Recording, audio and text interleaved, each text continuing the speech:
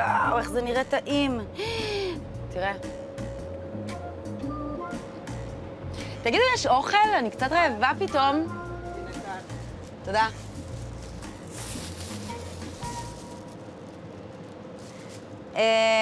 תגידו, כאילו, אני מבולבלת או שאנחנו בערוץ האוכל הישראלי?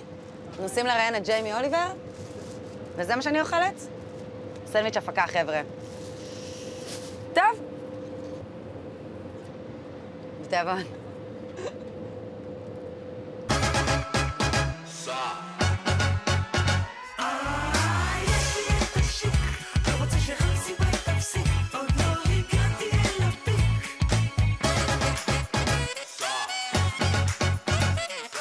טוב, אז אני נמצאת בירושלים. יצא לי לראיין כבר כוכבים הוליוודיים בקריירה שלי, לא שאני עפה על עצמי פה, אבל כזה דבר עוד לא היה. אני עומדת לפגוש את השף ג'יימי אוליבר, לראיין אותו לערוץ האוכל הישראלי. הלו"ז שלו כל כך צפוף, שהסלוט היחיד שנתנו לנו לראיון הוא בזמן נסיעה, כן, כן, מירושלים לנתב"ג. מי אמר אקסטרים ולא קיבל?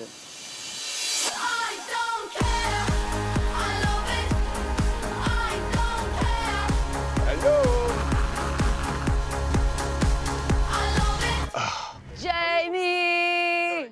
Lovely to meet you. Yay! How are you? Oh, I'm so excited to meet you. Thank you. Okay, so I understood you have a really busy schedule. Yes, it's been and crazy. I appreciate you letting me be your driver for today. You're going to taking drive? you to the You didn't say you were going to drive. No, I've heard hiring, about your driving. I'm hiring people to do it for me. I'm okay of a driver. Okay. But I have somebody else to do it. Okie dokie. So I can be... So is this our studio today? This is my office. Beautiful. Welcome to my office. So Come what's after going me. on in here then?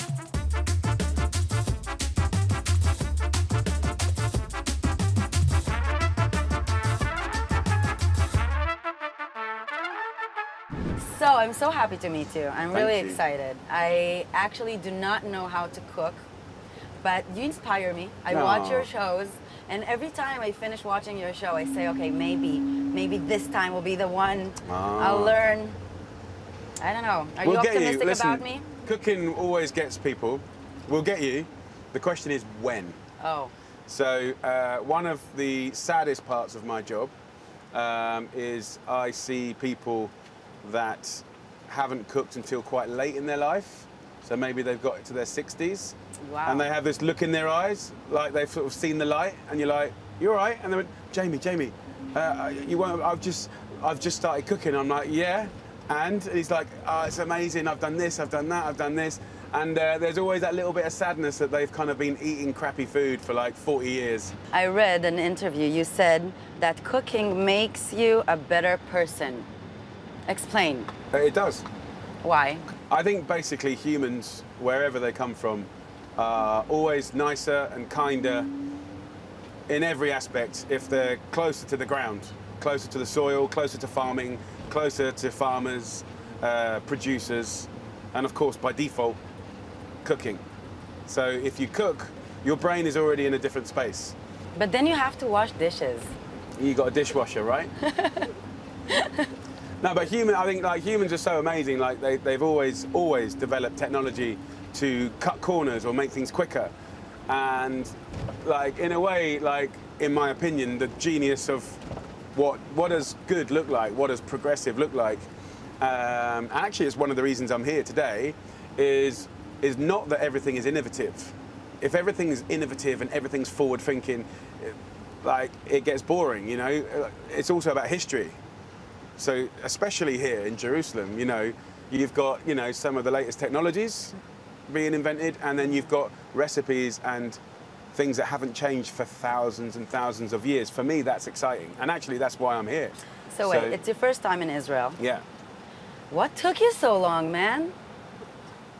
Oh, man. I've got like a bucket list of places that I've wanted to go for a long, long time. And I've just worked really hard for 20 years and I haven't looked back. And I've nearly come here about 6 times. I've got lots of friends that come here regularly, have holidays here, live here. But because I've been building my own family, I have a small football team. Yeah, 5 kids. Yeah, traveling with 5 kids, that's 7 of us. It's hard.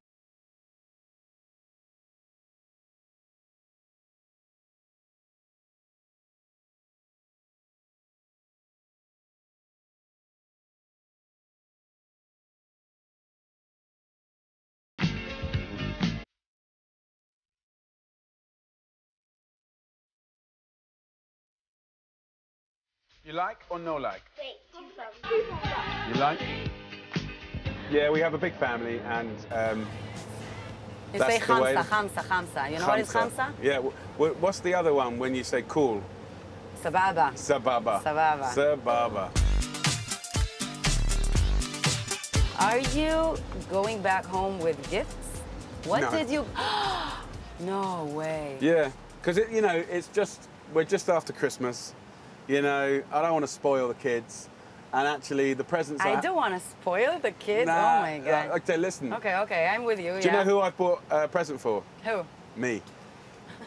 My suitcase is full of spices and like little pots and pans and little things for making falafel, and like it's just so the only one that's got presents is me. So in fact. what kind of spices did you meet maybe for the first time here in Israel? Well, the most important one, which of course, za'atar. Za'atar. Some sumac. So yeah, some wonderful spices. Are you planning already how to maybe combine these spices Yeah, I am in your recipes? Yeah. It's a funny thing, like when you go to another culture and when you go to another country, as a cook, your brain, your nose, your ears, all your senses are like competing, and you never really know what's going to happen. So often people say, so what did you learn? What are you going to do? Sometimes it's months, it might be 2 months before the machine starts going, and you start like cooking omelettes in a different way. You know, you start like just flavoring things in a different way. I mean, I think like so far, definitely the use of spice has changed me a little bit. The blends of spice, not just using spices in cooking, but finishing things with spice. You know, so even at the end of the process with salads or little stews or soups or, you know, of course, hummus. You know, I've seen a lot of hummus here, as you would expect.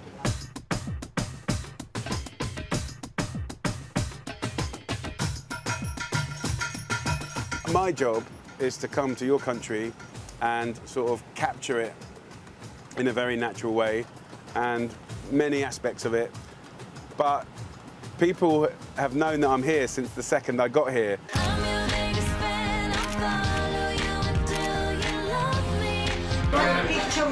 Oh my God, Jamie. Hello, darling. How are you? Good, thank you very much. You here to taste the Israeli food? Oh, yeah. How is it? So far, delicious. Every shoot that we've been doing, we've had, well, it's been quite intense. So as much as that's lovely. Is it like this all over the world, or Israel was? It can be. It can be. It depends. Because you know you're a really big hit here. I don't know if you are familiar with the Israeli food channel. Yes, but of course. your shows are repeatedly.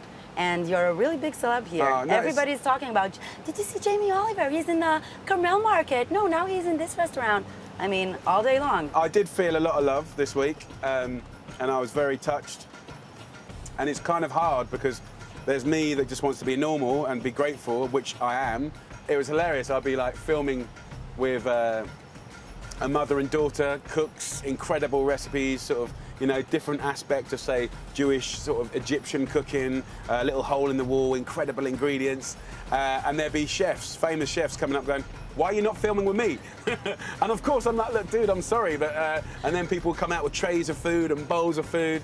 So literally everywhere I've been walking, people have been putting things in front of me. But oh my God, that sounds amazing. No, it's amazing. Traveling the world and people are just throwing food to your direction. I've been able to learn like a month's work in 1 week. I came here because I wanted to see how the history of your country and the waves of immigration, its kind of youth as a sort of young country, you know, how does that shape food? In this particular program, you know, we wanted to go to parts of the world where, you know, people are very good at vegetables, being really dynamic and surprising, and that's why we came here. And we found some incredible stuff. You know, I Googled Jamie Oliver, and everybody's talking about rumors. What are you doing in Israel? Yeah. And there were rumors about maybe a vegan show. So what are you doing in Israel? Yeah, it's not a vegan show per se. I mean, I'm a meat eater. You're eating meat. I'm a fish Guys, eater. I'm Jamie a food Oliver eater. is still eating meat. Yeah, yeah, definitely. But I just think wanted to... we're here doing shows about vegetables, fruits, You know, this is a non-meat show, but my job is to get more and more people understanding vegetables and pulses and nuts and seeds. Food is history, and food is culture. Do you have one favorite Israeli dish? Oh. Oh man, that's a really hard question. I mean, I just came from like a really cool Israeli breakfast. The breakfast here is the best. It's badass. Like, it's really good. And shakshuka? of Do you have course, shakshuka? yeah, shakshuka. But then you have like a Spanish frittata. You know, so you've got a frittata from Italy and Spain. So this idea, for me, what's amazing about the Israeli breakfast is it's kind of saying, look, just use your taste. You know, it's not about being classic. You know, take influences from different countries. Do classic here. You know, the shakshuka's from North Africa. You know, bring it to Israel, right? But it's I mean, what was amazing was I've never seen a breakfast menu on the planet with so much vegetables and fruit. Like really, and it was cool. And it's not me as a foodie going, oh, it's cool. The place is busy, like pumping. Old people, young people, little kids kind of taking chopped salad, flatbread, you know, and that's cool. Even when you're pretending to eat, you're making me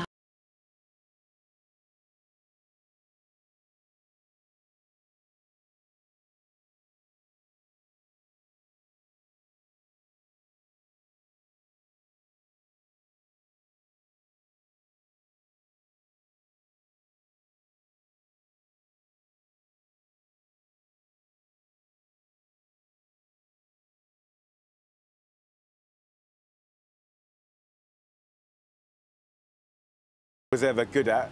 I mean, look, here I am sitting in this incredible bus, flying around the world making TV show, right? Okay, like I get it, but no one becomes a chef because they think that's ever going to happen. No one becomes a chef because they think they'll ever be able to afford a BMW. Do you know what I mean? Like, it just doesn't happen. That's not the... You become a chef because you love it. Like, because I love eating, but the cooking part... Well, here's the thing, like when you get into food, it's not even so much about the food you're eating. It then becomes about the company, but then maybe the person you bought it off. It could be the cheese seller, it could be the cheese maker. I mean, that's why farmers markets are so incredibly important. Like for me yesterday, like just walking through the old city and the alleyways and seeing the women that had grown or foraged all the vegetables and the leaves and the herbs. That changes your aspect. You know, I was with a spice man yesterday, and like he's an expert, but he's a global expert on spice. 5 generations. His great-granddad started the business.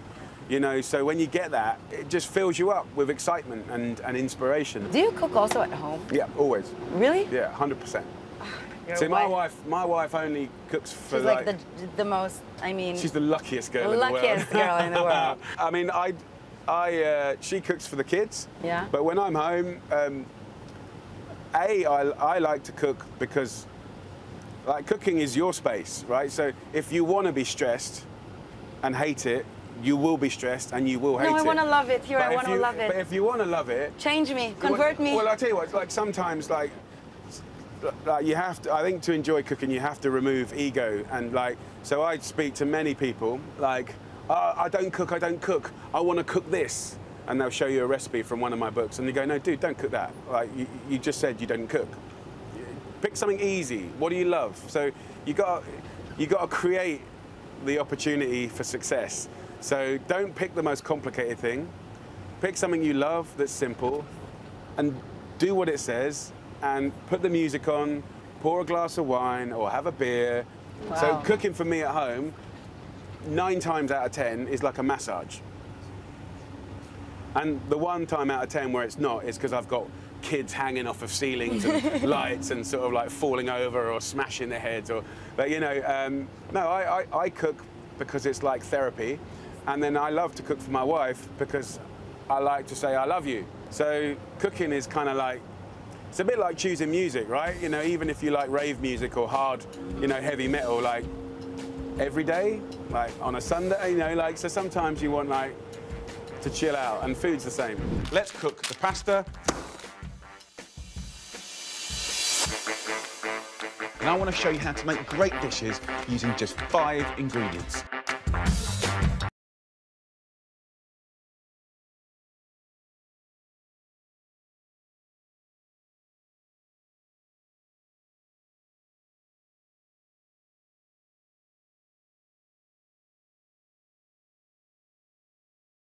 So the show Quick and Easy Yep. was invented actually for these kind of people. Yep. Right? Do you have like a really good tip from this show, from you know the entire programs you did maybe? Well, Because everything you do looks easy, and the 5 ingredients. first of all, there's no one way to do cooking, right? There's cooking that should be low and slow. There's cooking that should be, you know, indulgent, you know, but quick and easy 5 ingredient food, honestly, was like a phenomena in nearly every single way. Like, first of all, it was never the plan to make it. So the book and the TV show was never planned. I just felt from listening to social media, I'd spent 20 years, so I'm not a fast learner, like 20 years trying to solve problems for people, not just in Britain, but around the world. I haven't got time, right, speed. So I've come up with loads of recipes that you can rattle out in no time at all. Health, nutrition. Okay, we did superfood. I don't want you to eat healthy food because you have to. I want you to eat it because it's delicious. I haven't got much money, right? Money-saving meals, you know. So what I'm going to do is give you all of my tricks of the trade to help you guys save money. And I've also written some beautiful new recipes that are gorgeous and scrumptious, and I know you're going to love it, and they just happen to be cheap. Are you interested?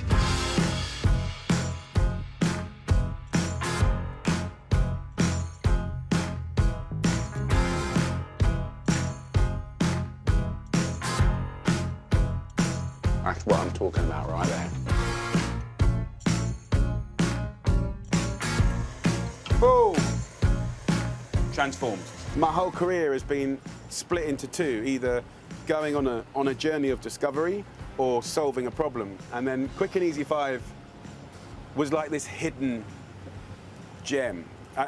It doesn't sound glamorous, but I realized and I learned very slowly that the biggest reason for you not cooking is like, what, you want me to go and buy all of this shit? Really? Like, I've got to go and buy 15 things that I've never heard of?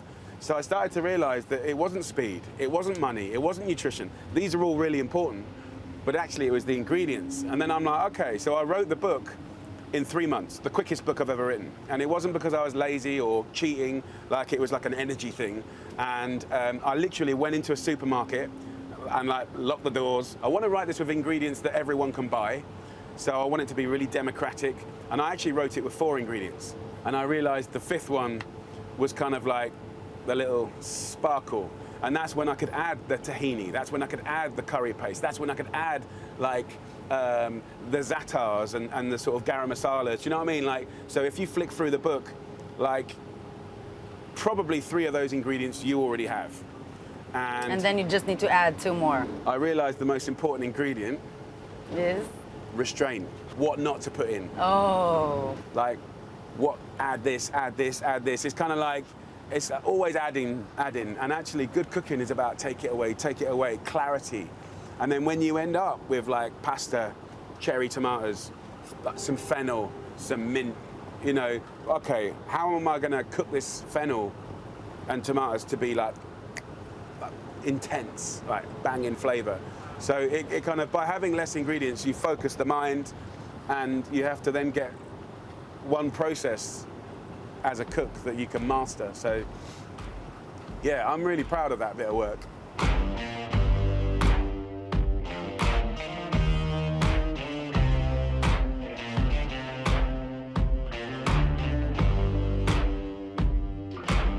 How do you feel like having a little game with me? A game? A little small one. Brilliant. What kind of game do you play? I'm going to ask you quick questions, and let's see how you play, how you I hope roll. they're not too complicated. No. Let's do this game. Okay, breakfast or dinner?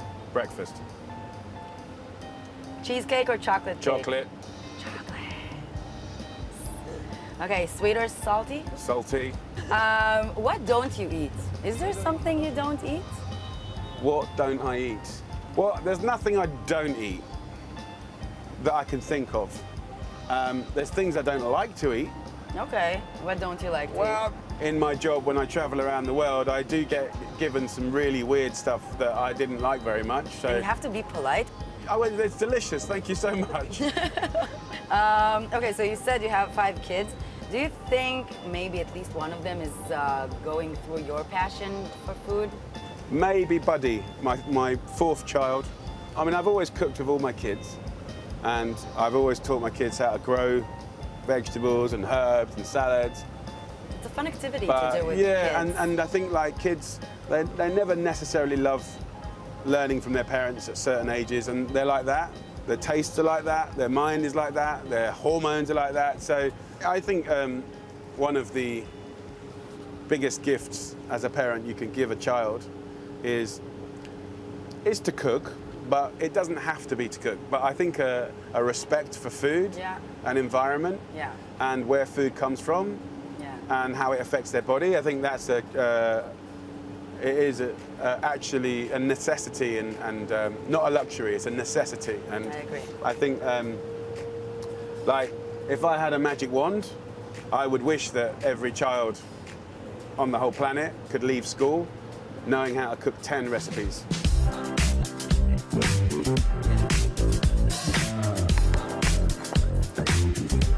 And have a look at these. I really wanted you to write something for me. Yeah. But the production team didn't allow it. And somebody is going to win this book in our really? Facebook.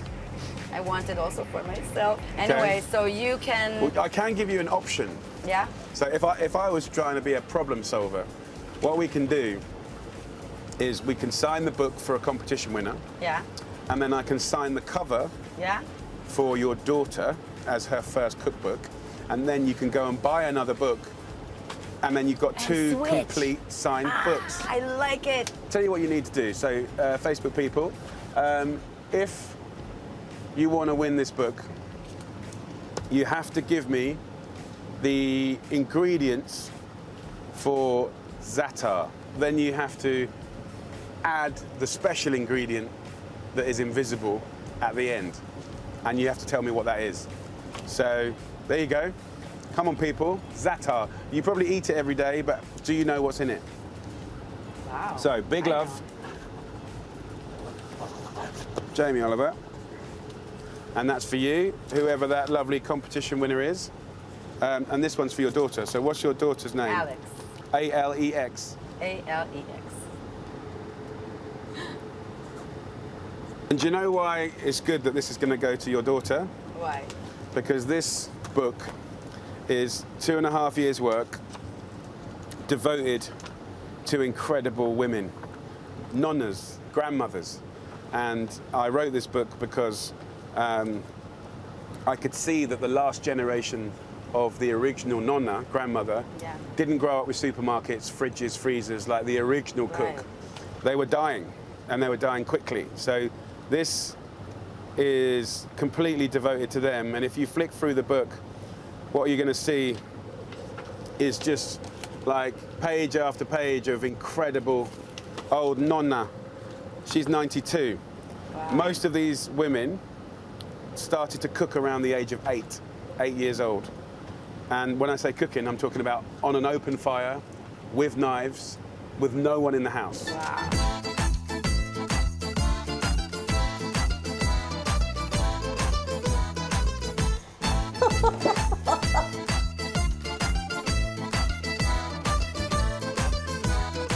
They're perfumed, they're meaty, and they're just from her back garden.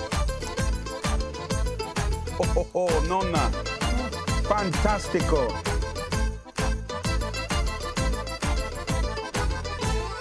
You can talk. I'm eating. I'm so happy. You came into my office. You let me drive you to the airport. Your office is amazing, by the way. What do you think about my office? I think it's good. I'm sorry we couldn't do it like out and about, but my filming schedule's been so hard. It's okay. I'll take it.